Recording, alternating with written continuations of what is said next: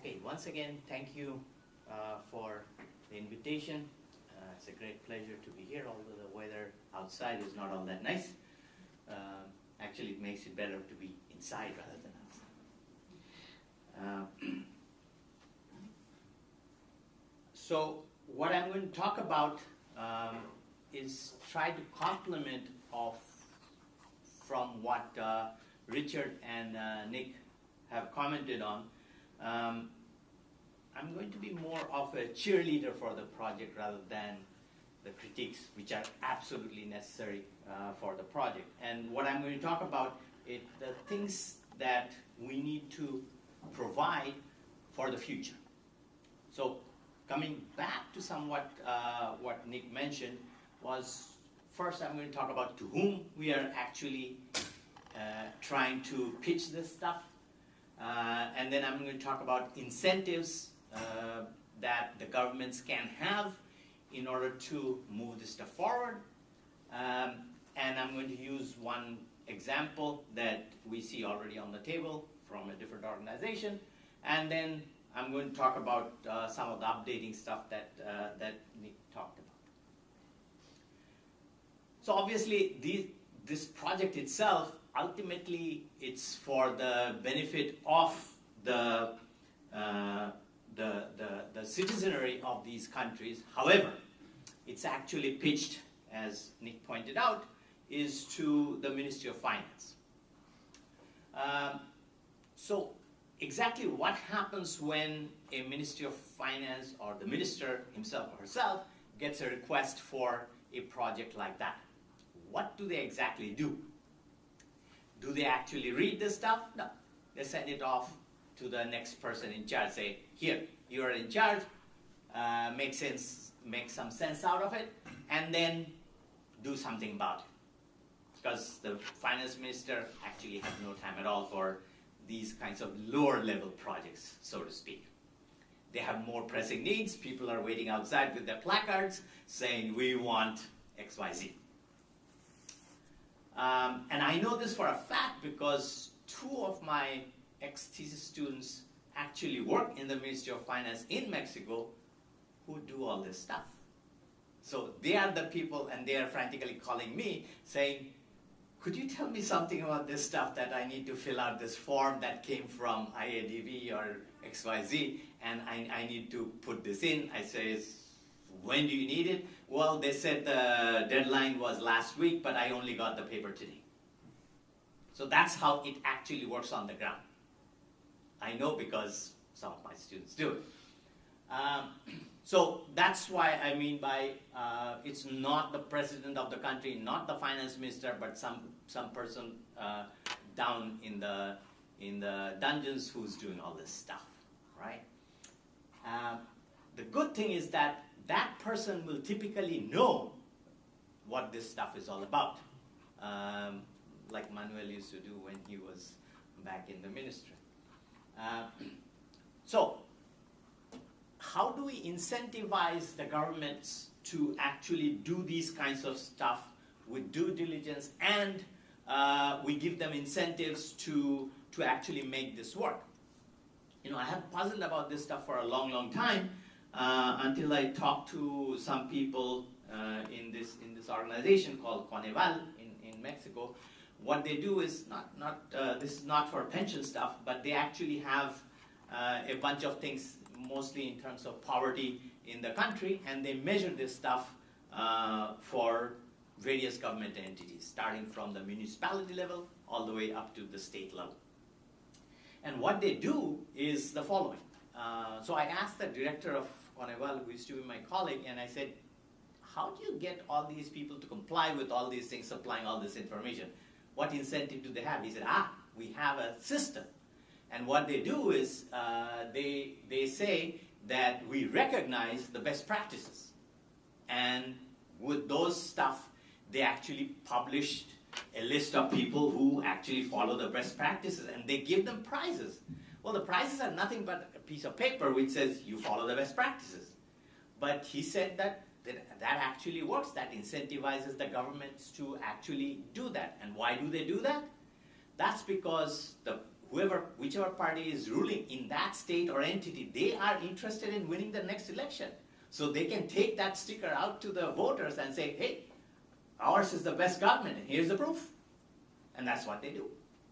Which is the kind of thing that we should be incentivizing similar sort of pieces of paper, either from IADB or somebody else, I don't know, probably IADB, which can give out this piece of paper which costs nothing, and which actually gives incentive to these governments to do something about providing this sort of information. And here is what Carnival says. It's in Spanish, but basically it says that every year, at the end of the year, they say these are the entities that actually have followed the best practices, and we recognize them for their thing, and they actually have an event. I've been to the last one, and they give out these prizes, and it's, for example, it says a whole list of things. So if you look at this, Mexico has 32 states, and for certain prizes, most of the states are already in there. But really, it doesn't matter to the state of Coahuila whether some other state got it or not. As long as they got it, they're happy. And that's how it works. So the flip side of that is try some sort of moral suasion. That is, if your name is not in the list, then you're the bad person, or you're the bad country. And that could work in favor of this project to give more incentive to these countries to do something that we want them to do. Of course, it doesn't apply to countries that are in deep trouble for completely other reasons. Venezuela, for example, it has much more pressing problems than to produce, pension indicators for XYZ. Whether the government stays or not is a much bigger question for them than most of the other countries. So if the state itself is failing for other reasons, these kinds of things won't work, obviously. But for other things, it could, and it does. And the way we should pitch it, from my point of view, is something, for example, we should take a leaf out of the World Bank's Doing Business project. So to give you the first page of Doing Business that was up on their website from January, looks like this. And if you look at the title of the thing, it says Doing Business 2018. But actually, all the data, none of the data is from 2018. But on the report, they say 2018. So if I'm reading it in 2017, if it says Doing Business 2017, they say, oh, this is what happened last year. That's exactly what the report has. But they don't say that. So how you pitch it to a constituency makes a big difference. And that brings us to the question about updating our numbers. So for example, this report, and much more so than Doing Business, actually if you go back to the older edition of Doing Business, it says how business was done in country XYZ. Now it doesn't say that anymore. It says Doing Business, which means that it's relevant for you if you want to get into the country now.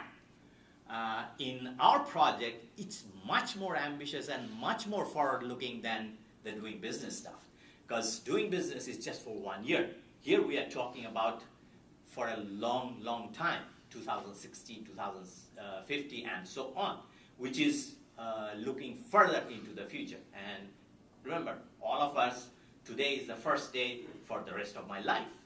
So if I'm retiring today, or if I'm going to retire 10 years from now, this is going to be relevant for me for a long, long time. And therefore, we need to emphasize that point somewhere along the way. This is obviously a project for Latin America, but it actually serves as a template for the rest of the world. So it really, it's not a task of IADB to do that, but if we do it right, it could be a global project.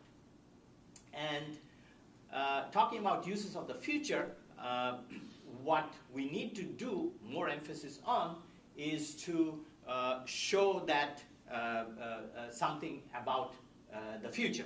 Some of the data that we present requires a lot of processing. So it's not just data as we see, the number of things, but when we say latest data, well, we need to say not just what is true for today, but what is true for the future. So, for example, the demographic data that we get from ECLAC and so on, they are actually for the future. So we do have that built into the system. We can do that sort of projection for other things. Obviously, that doesn't mean that they are going to turn out to be the way we say this is going to look like. But suppose we have data for the last 10 years or every 5-year interval, we can simply make a simple regression over time and say this is what it's going to look like in such and such year. Of course, for demographic data, it's much more stable. It doesn't change all that great deal, but for other things it will.